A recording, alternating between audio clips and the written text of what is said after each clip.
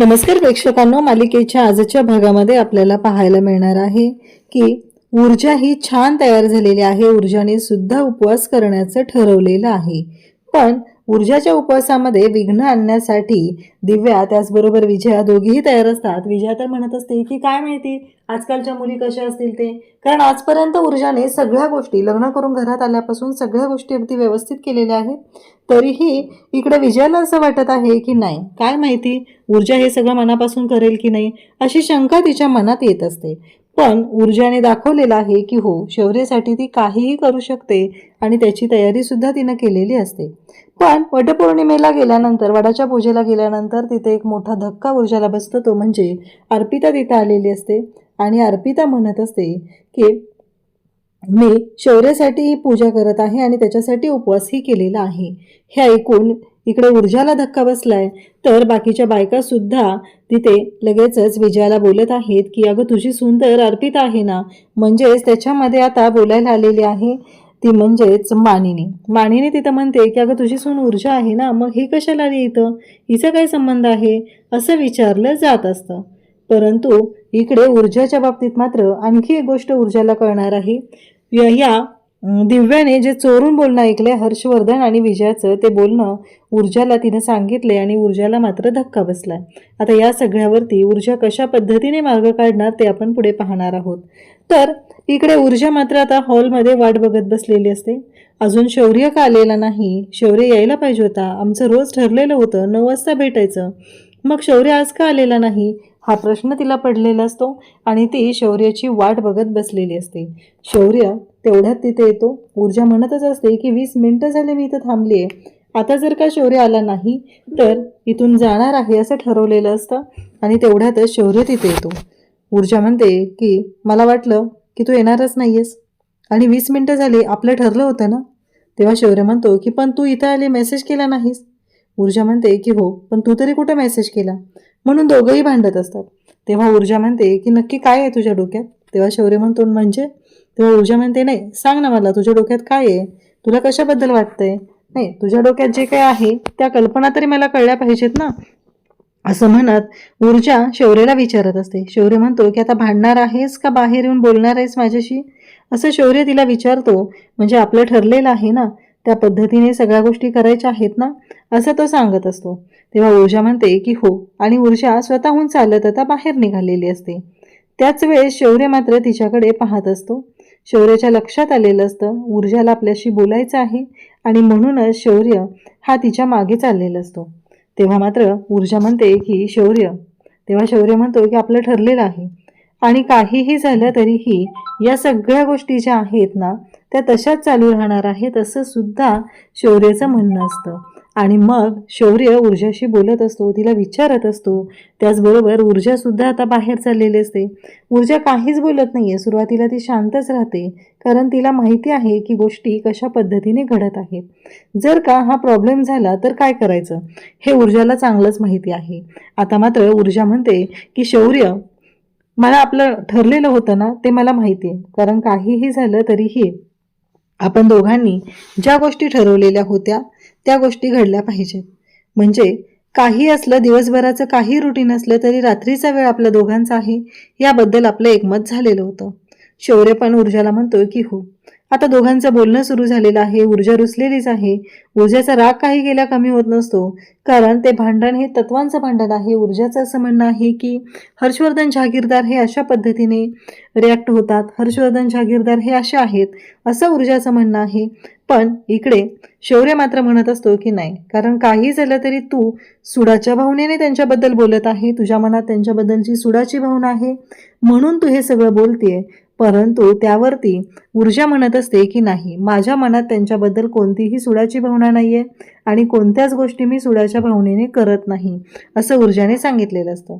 इकडे आपल्याला पाहायला मिळतं की विजया आणि त्याचबरोबर हर्षवर्धन दोघंही बोलत आहेत. विजया मात्र गाणं गुणगुणत असते.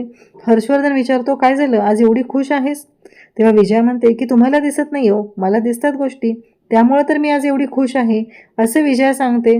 त्यावरती हर्षवर्धन म्हणतो म्हणजे नक्की काय म्हणायचंय काय तुला, कशामुळे एवढी खुश आहे तू, काय झालंय काय. तेव्हा ती म्हणते की तुम्हाला नाहीच दिसणार ना, मला माहिती आहे काय झाले ते आणि मला काय करायचं आहे हे माझ्या डोक्यात आहे. आणि मग मात्र ती म्हणते की तुम्हाला कळलं नाही आहे का, काल शौर्य जेवला नाही आहे, आज सकाळी जेवला नाही आहे, तो तसाच गेलेला आहे. त्यावरती हर्षवर्धन म्हणतो पण याच्यामध्ये हसण्यासारखं काय आहे, म्हणजे अशी कोणती गोष्ट आहे की ज्याच्यामध्ये तुला एवढा आनंद झालेला आहे. तेव्हा विजया म्हणते की हो बरोबर आहे तुमचं म्हणणं, पण कसं आहे माहिती आहे का, तुमच्या लक्षात येत नाही आहे त्यांच्या दोघांमध्ये काहीतरी बिनसलंय आणि त्यांच्या दोघांमधली ही जी दरी आहे ना ती अशीच वाढत राहिली पाहिजे, यासाठी मी हे सगळं बोलत आहे. तेव्हा मात्र इकडे विजया म्हणते की काही झालं तरीही त्या दोघांमधलं भांडण काही मी मिटू देणार नाही, कारण त्यांच्या दोघांमधलं हे भांडण असंच चालू राहिलं पाहिजे तरच मला फायदा होणार आहे. म्हणजे लवकरच त्या ऊर्जाला मला घराच्या बाहेर काढता येईल आणि अर्पिताला घरात आणता येईल असे ती बोलत असते. कारण तुम्ही शब्द दिलेला होता, तुमचा शब्द तुम्ही पाळलेला नाही असं म्हणत तिने भांडायला सुरुवात केलेली असते. तेव्हा मात्र हर्षवर्धन म्हणत असतो काय चाललंय तुझं नक्की. तो म्हणतो ऊर्जा जेवली नाहीये. तेव्हा ती म्हणते की नाही जेवली, आणि तुम्हाला काय एवढी काळजी हो तिची. तेव्हा तो म्हणतो की नाही, कसं आहे माहिती आहे का, हे जे भांडण आहे ना हे असंच चालू राहिलं पाहिजे. कसं आहे, माझ्यासाठी ते लग्न पद्मा आणि विक्रांतचं लग्न जसं आहे तसंच ते लग्न आहे. माझ्यासाठी ते लग्न महत्त्वाचं नाही आहेच, त्यामुळं मला फरक पडत नाही त्या लग्नामुळे. काहीही त्या लग्नामध्ये झालं त्यांच्या दोघांमध्ये तरीही माझ्या फायद्याचंच आहे, ही गोष्ट मात्र माझ्यासाठी चांगली आहे असं इकडे हर्षवर्धन सांगत असतो. तेव्हा मात्र इकडे विजया म्हणत असते ते बरोबर आहे तुमचं, तुम्ही जे काय करायचं ते करा आणि जेव्हा करायचं तेव्हा करा, पण माझ्या बाजूने मात्र मी क्लिअर आहे आणि माझ्या बाजूने गोष्टी मी पूर्णपणे करणार आहे, कारण त्या ऊर्जाला या घराच्या बाहेर काढायचं आहे एवढंच मी ठरवलेलं आहे असं सांगितलं जात असतं. तेव्हा मात्र हर्षवर्धन सुद्धा या विजयाची साथ देतो आणि म्हणत असतो की हो तुझ्या मनात जे आहे ना तसंच होणार आहे असं हर्षवर्धनने आता तिला सांगितलेलं असतं. तेव्हा मात्र ती म्हणत असते म्हणजे तुमच्या डोक्यात काय सुरू आहे. तेव्हा त्यावरती तो सांगतो की ज्या गोष्टी आता फायद्याच्या आहेत त्याचा विचार करायचा आहे, काही झालं तरीही त्या दोघांचं लग्न टिकता कामा नये एवढंच माझ्या डोक्यात आहे असं स्पष्टपणे त्याने सांगितलेलं असतं. पण त्यांना कुठं माहिती आहे की ऊर्जा आणि शौर्य दोघंही एवढे समजूतदार आहेत की ऑलरेडी ते दोघंही आता एकमेकांना भेटण्यासाठी बाहेर गेलेले आहेत. आणि मग इकडे शौर्य म्हणतो की बोल. तेव्हा ऊर्जा म्हणते की काय. तेव्हा शौर्य म्हणतो की आज मी इथं आत्ता भेटायला आलेलो आहे ते ॲडव्होकेट ऊर्जाला नसून माझी ऊर्जा जी आहे, जी आतमध्ये माझ्यासाठी 20 मिनटं वाट बघत बसलेली होती, त्या ऊर्जाला मी भेटायला आलेलो आहे. त्यामुळं मला असं वाटतंय की माझ्या ऊर्जाने माझ्याबरोबर बोललं पाहिजे. तेव्हा ती म्हणते की ते हा शौर्य जहागीरदार म्हणजे ॲडव्होकेट शौर्य जहागीरदार म्हणून भेटायला आलाय का फक्त ऊर्जाचा शौर्य म्हणून भेटायला आलाय. त्यावरती तो सांगतो की इथे मी तुझा शौर्य म्हणून भेटायला आलोय, कारण आपल्या दोघांचं ठरलेलं आहे की तो वेळ आपला आहे आणि तो वेळ कधीही वाया घालवायचा नाही, तो वेळ एकमेकांसाठी द्यायचा. ही गोष्ट मला चांगलीच माहिती आहे. आता मात्र ऊर्जा म्हणत असते की बरोबर आहे, कारण ऊर्जाच्या लक्षात आलेलं असतं शौर्यला नक्की काय म्हणायचं आहे ते. तेव्हा ऊर्जा म्हणते की ठीक आहे, मग आता मी बोलायला तयार आहे, कारण आपलं ठरलेलं होतं दिवसभराचं कितीही एकटिक शेड्यूल असलं काही असलं तरीही आपण संध्याकाळचा वेळ आपल्यासाठी द्यायचा, आणि आत्ता आपण ते विसरलेलो होतो. त्या गोष्टीची जाणीव आपल्या दोघांनाही होणं गरजेचं आहे असं ऊर्जा सांगत असते. तेव्हा मात्र शौर्य म्हणत असतो की बरोबर आहे, म्हणजेच आपण कितीही आपल्यामध्ये कितीही मतभेद असले, केसच्या निमित्ताने असू दे कोणत्याही निमित्ताने असू दे, तरीही आपल्या दोघांचा वेळ हा आपला असला पाहिजे, त्याच्यामध्ये केस वगैरे या गोष्टी येणार नाही. ऊर्जा म्हणते की हो, आणि ऊर्जा गप्पच राहते. पुन्हा शौर्य तिला म्हणतो की पद्माच्या बाबतीत जे काही घडलं आणि शांत राहतो. तेव्हा ऊर्जा म्हणते की एक गोष्ट लक्षात ठेव, आत्ताच तू बोलला होता ना केसच्या बाबतीत तू काही बोलणार नाहीये, मग आता पुन्हा का बोलायला लागला. तेव्हा तो म्हणतो की कसं आहे, तुला दुसऱ्या कोणत्या विषयावर बोलायचंच नाहीये ना, म्हणून म्हटलं की केसच्या बाबतीत बोलूया, आणि केसच्या बाबतीत बोलायला सुरुवात केली. आता ऊर्जा म्हणते की नाही, मला केसच्या बाबतीत नाही बोलायचं.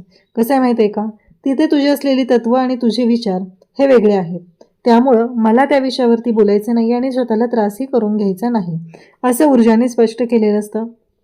शौर्य म्हणतो की मला कळलंय, आता तू उद्या उपवास करणार आहे, तू काही खात पित नाही आहे, तुझं लक्ष नाही आहे कुठल्या गोष्टींकडे, उद्या तुझा उपवास आहे. तेव्हा ऊर्जा म्हणते की असू दे, जेवणापेक्षाही बाकीची काही महत्त्वाची कामं असतात माझ्याकडे. तेव्हा शौर्य म्हणतो की पण तू वेळेवर जेवलं पाहिजे, वेळेवर खाल्लं पाहिजे. मग ऊर्जा शौर्याला विचारते, तू तरी कुठं खातोस ना, कारण तुलाही त्याच गोष्टी पडलेल्या आहेत, तूही त्याच गोष्टी धरून बसलाय. असं म्हणत दोघंही एकमेकांची काळजी घेत असतात. आणि मग शौर्य म्हणतो की पूर्वा काकूंचा फोन आलेला होता, त्यांच्याशी आता पुन्हा फोन आला ना व्यवस्थित बोल, कारण त्यांचं असं म्हणणं आहे की मी तुझ्याशी बोललं पाहिजे आणि प्रॉब्लेम सॉल्व्ह केला पाहिजे. आता त्यांना कसं सांगू ना मी, प्रॉब्लेम तर माझ्यामुळे झालेला आहे. असं इकडे शौर्य बोलत असतो. ऊर्जा म्हणते, तुला आईचा फोन आलेला? शौर्य म्हणतो की हो. मग तू त्यांच्याशी नीट बोलली नाही ना, मग त्या कोणाला फोन करणार? मलाच करणार ना फोन, म्हणून त्यांनी मला फोन केलेला होता. हे ऐकल्यानंतर मात्र आता इकडे ऊर्जा आणि शौर्य दोघंही बोलत आहेत. तेव्हा ऊर्जा म्हणते की हो. आणि मग ऊर्जा म्हणते की मला तुझी साथ अशीच आयुष्यभर हवी आहे. काहीही झालं तरीही तू म्हणजे मला प्रत्येक गोष्टीमध्ये तुझी साथ हवी. इकडे हर्षवर्धनचं असं म्हणणं आहे की ऊर्जा आणि शौर्यला एकदा का आपण सेपरेट केलं की गोष्टी आपल्या मनाप्रमाणे होणार आहेत आणि त्या गोष्टी आपल्या मनाप्रमाणे करण्यासाठी जे काय करायचं आहे ते आपण करायचं आहे. इकडे ऊर्जा आणि शौर्य दोघंही एकमेकांसोबत खुश आहेत.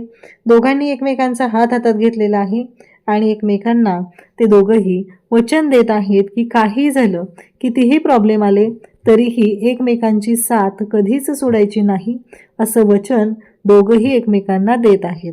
तेव्हा ऊर्जा म्हणत असते की मी याच गोष्टीची वाट बघत होते, मला दुसरं कोणत्या गोष्टी नको आहेत तुझ्याकडून.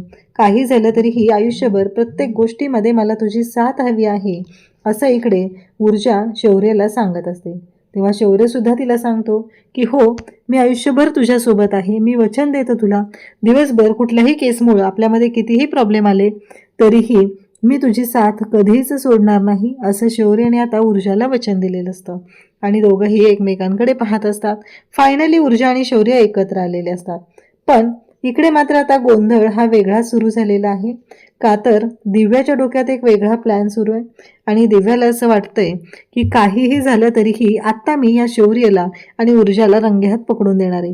आत्ता सासूबाईंकडे जाते आणि त्यांना सांगते की शौर्य आणि ऊर्जा या दोघांचंही काय चाललेलं आहे.